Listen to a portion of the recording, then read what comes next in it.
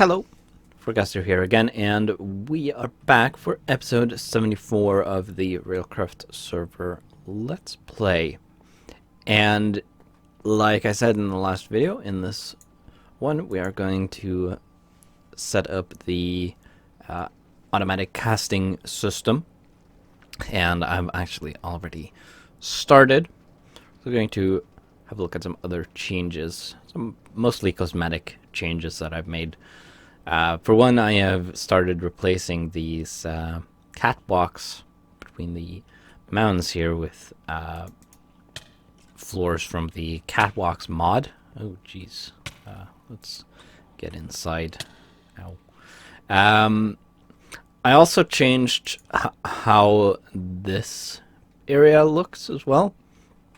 You'll notice that I removed the indentation that was here, and I moved the screen out to be as close to the card as possible without having it actually be in your face. Didn't really want that. It would look weird. But it's a lot closer now and not at a weird angle, being above the redstone IO block where it was before.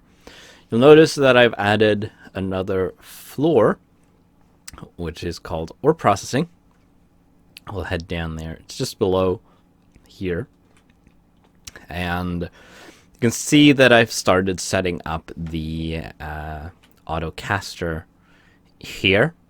And I'm going to design this room at some point as well. I didn't... I was going to bring some hoppers, but I forgot that.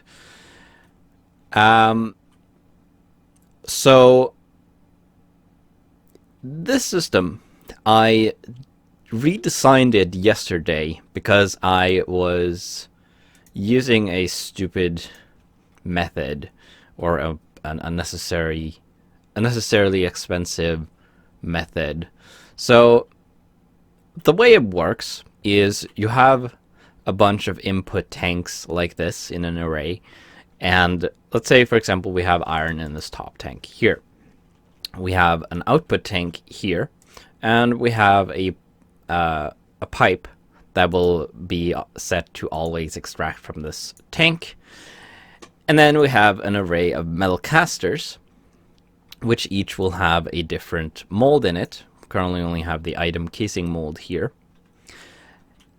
And then we're going to have a set of redstone IO blocks for each of these. And what will happen is you go on this terminal here, and you can access the program that will be running here, which will be a command line program, and it will ask what you want to make. What item? So, for example, an item casing. Then it will have, once you've picked that, it will ask what you want to make it out of. So, for example, iron, which is our top tank there. And then it will ask how many you want. And once you have confirmed the order, it will ask you, it will summarize your picks, and it will ask you to confirm. Once you have confirmed, it is going to, now we only have the one option in our example currently. So let's say we ordered 10 item casings made out of iron. Let's see. An item casing is half an ingot. That's, what's that? 61 millibuckets. No, 62 millibuckets, right? 144 divided by 2. That should be 62. No, it's actually 72. Isn't it? Anyway, let's say it's 72. I think that's correct. We wanted 10 of them, but the program is going to make or move one at a time. So it's going to take 72 millibuckets of iron from the top tank, and it's going to put it into the refractory tank. Now, there's a step before that. But when it does that, it's going to, this pipe is going to pull the iron out of this tank and into this and look for an output. Now, to control where the fluid goes, normally these pipes will just take it to the closest output, which would be this metal caster here. Now, let's say the item casings are in this one. So we don't want the iron to go into this one. We want it to go into this one. So to control that, we have these redstone IO blocks. And the first step is it's going to go through all of them and turn them on, except the one for the pipe or for the metal caster where we want the iron to go, where our item is, or where our mold is. So it's going to turn this on, and since when they are on, they extract, they don't accept any fluid, they don't let any fluid flow in. That would be stupid if it's extracting and allowing fluid in. So it blocks input, so no fluid will be allowed to enter this metal caster or any other that are not the one we want. So the iron is going to go into here once in the next step it gets into this tank and is extracted. That way we can control which metal caster gets all the metal. Then it's going to perform that move 10 times. So it's going to move 72 molten iron, 72 millibuckets of molten iron. Then it's going to do it again and again and again until it's done it 10 times, or until it runs out of iron. If there is, before each move, it checks if there is enough fluid, and if there is not, it will stop, and it will tell you how many it made, and then you should probably refill the iron and re-request the rest.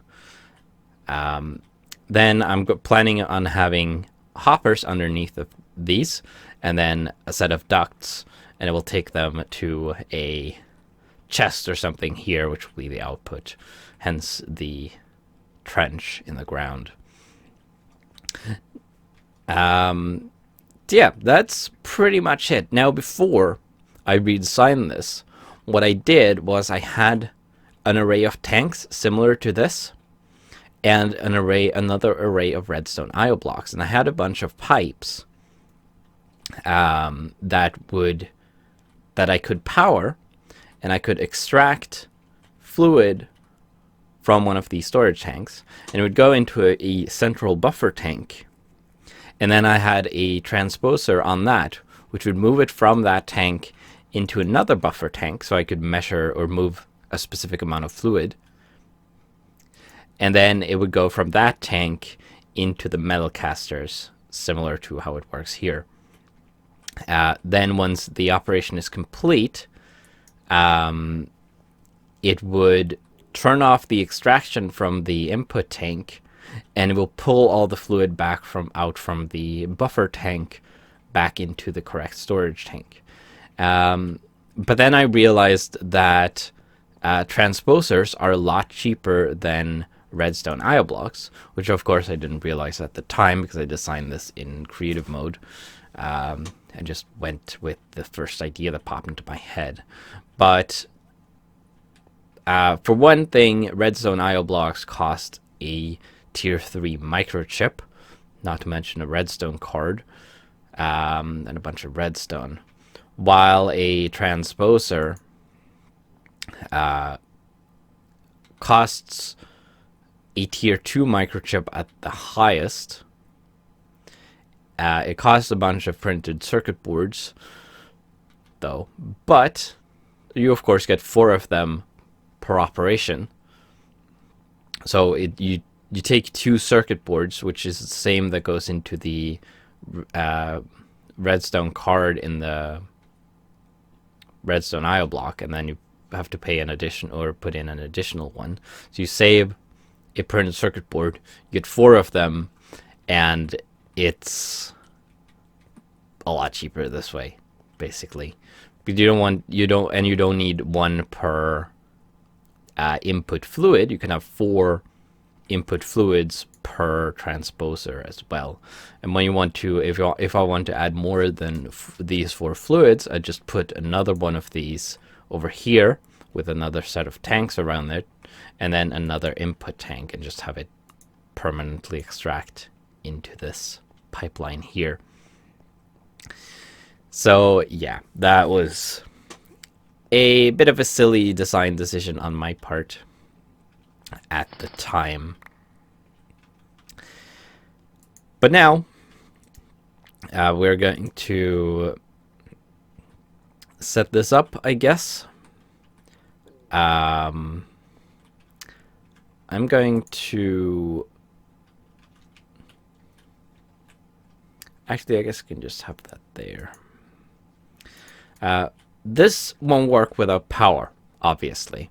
So we're going to have to set up the power line. Now,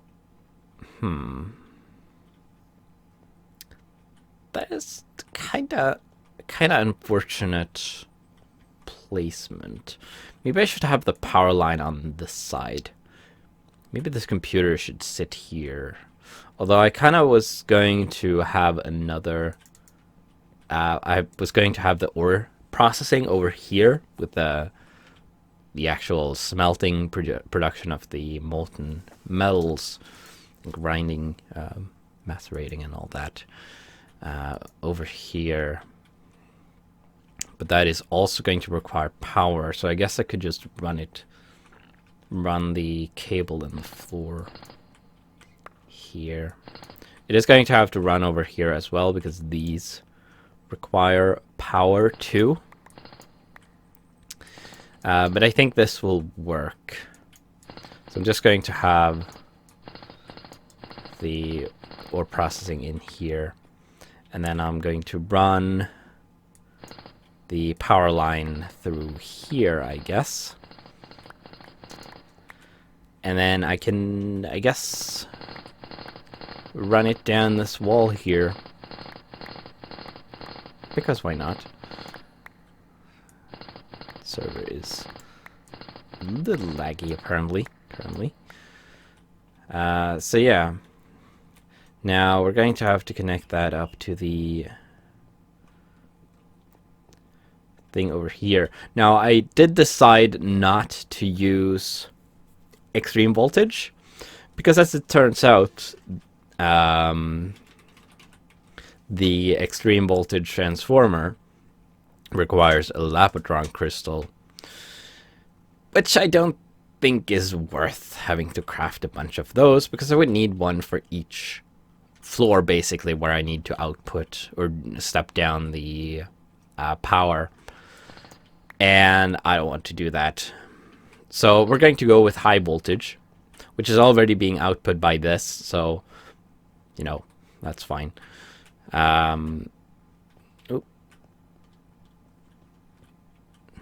Oh. Okay. We need to have a look at that at some point. That means the reactor is offline. Wait, what?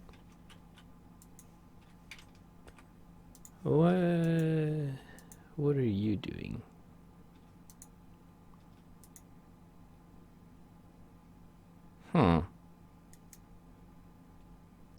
Okay. So you looking for plutonium. You have plutonium right there. That's also weird that that has gotten stuck. But whatever. I'll have a look at that later as well. Okay, so I guess this would be the most direct line. So I'm going to grab the glass fiber cable that I've made. And then we're just going to go through here. Come out here like that. And then we're going to fill this back in a bit. So I don't have empty spaces unnecessarily. Put one there as well. Don't know if I'll actually have enough of this. But I guess I'll find out pretty quickly.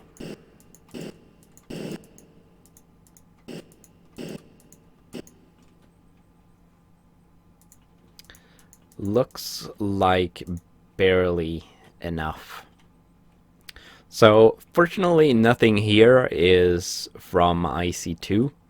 Both the computer and these metal casters can run off of high voltage, so I don't need any transformers here to step things down.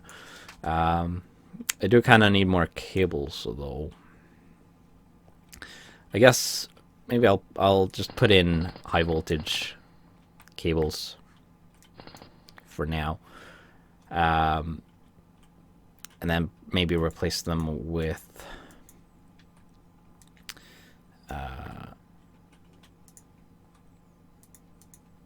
glass fiber cables later on when I've made more. Oh, that scared me. Okay. I thought these could run off of high voltage. Damn it. Okay. Well, I'll have to remake those. I guess I do need to step them down. That's annoying that it doesn't list the voltage requirement on the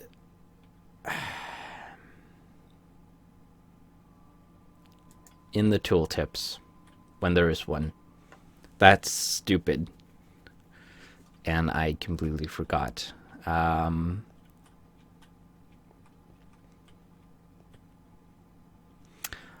I don't remember what voltage they use. I guess I'll have to test that so I know how much I need to step it down by in creative, which I'll do off camera, I guess.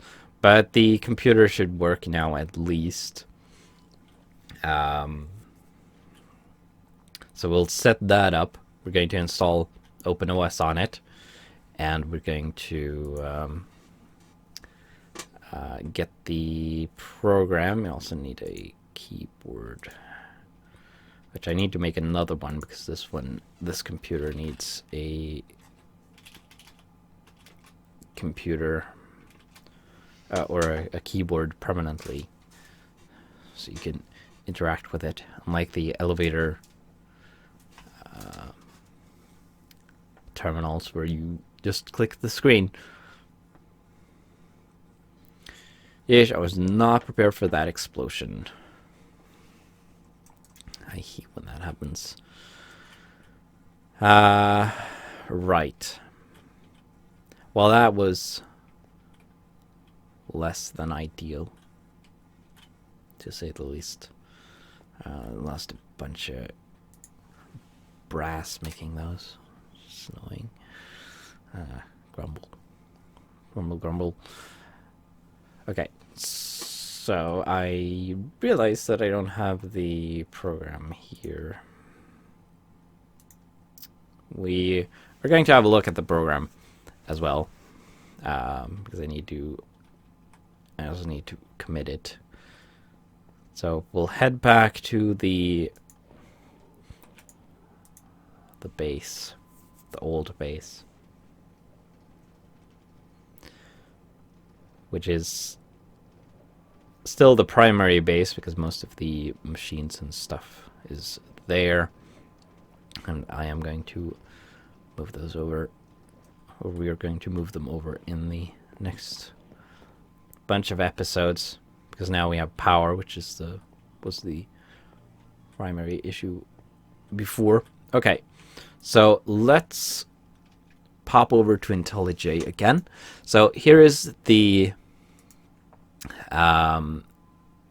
caster program, and it has two companion files, the items file and the materials file. The materials file contains a table that has each input metal defined, and you can see the ones I've tested with here. So you have the address of the transposer that the metal is next to. And then you have the input side, which is the side of the tank with the metal. And then the output side is obviously the side of the output tank. Then we have the items file, which contains each recipe basically. So for example, you have the nugget, which costs 16 millibuckets. You have the address of the redstone IO block that controls the pipe for that metal caster. And then you have the side that the pipe is relative to the redstone IO block. In my test setup, they are down. In the actual setup, they're going to be... is it west, I think? Yeah, probably. So the program, it reads in the item file, and then it reads in the materials file. And then we have the main loop. And I'm not going to go over it into great detail, but basically it prints a list of the items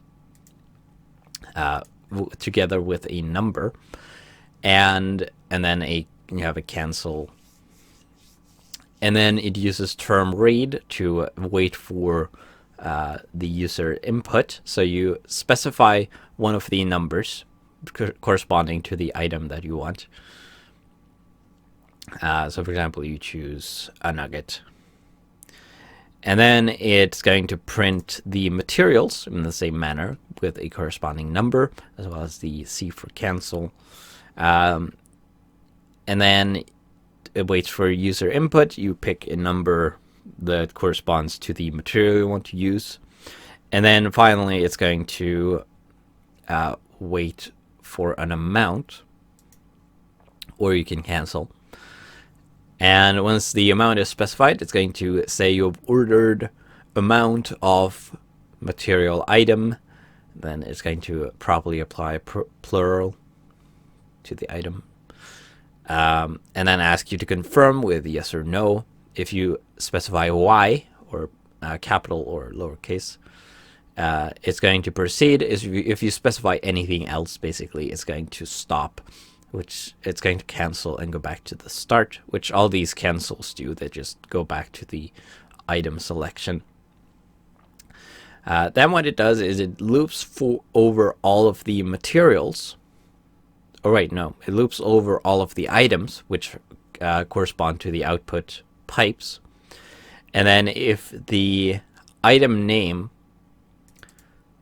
if the current key matches the selected item, that should be open. Everything else should be closed. And then it just does the fluid moving and checking. And it counts how many it has crafted. And then at the end, it will tell you how many it made, and so on. And then it will start over and wait for you to select a different item, or the same item, I guess.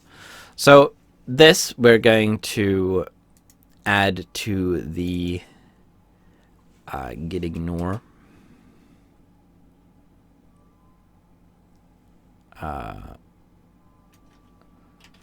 caster.lua, and we can then commit this.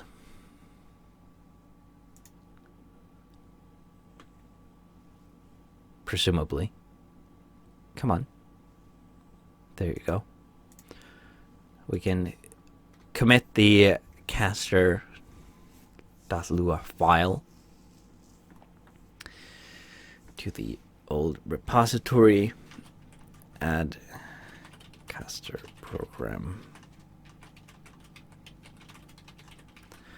like so. Commit all of it, obviously. There we go. Now we're going to go back into Minecraft. I'm going to go into the repository and get the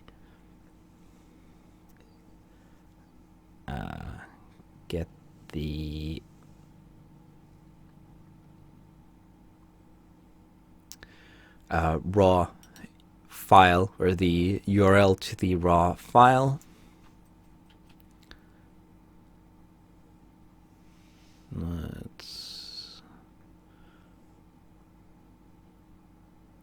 Where is it?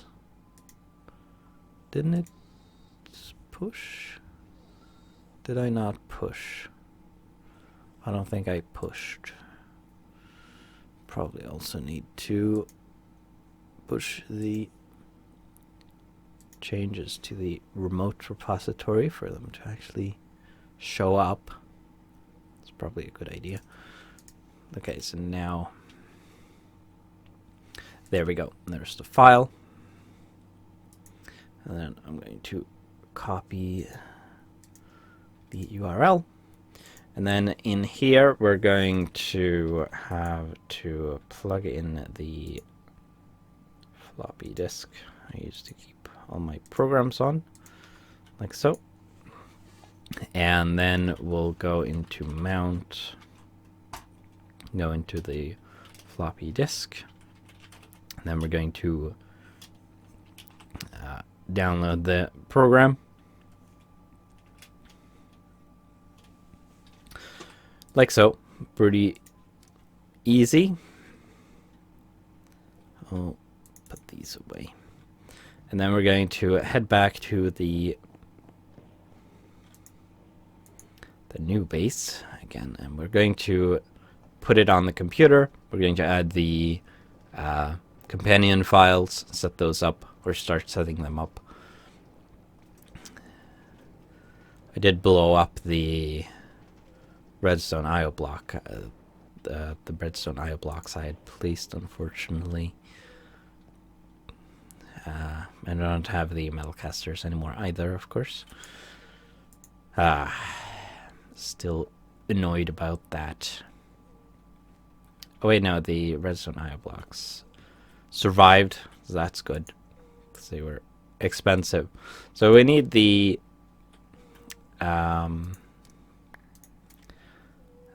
analyzer for this. First, we're going to copy from mount, and then that, and we're going to just keep calling it caster.lua, and then we're going to edit materials. And these files don't have an extension because they don't really need one. Not sure if there is an official file extension for serialized tables in Lua. Okay, so I'm just going to add iron for now. So we're going to say that that is on top. So we're going to copy this. And we're going to say address. And we're going to paste that into there. And then input side up. And then output side is west. Like so. That'll do for now. Will allow us to run the program at least. And then we're going to specify create the items file. And we're going to grab the address of this redstone IO block. And we're going to have a table. And we're going to say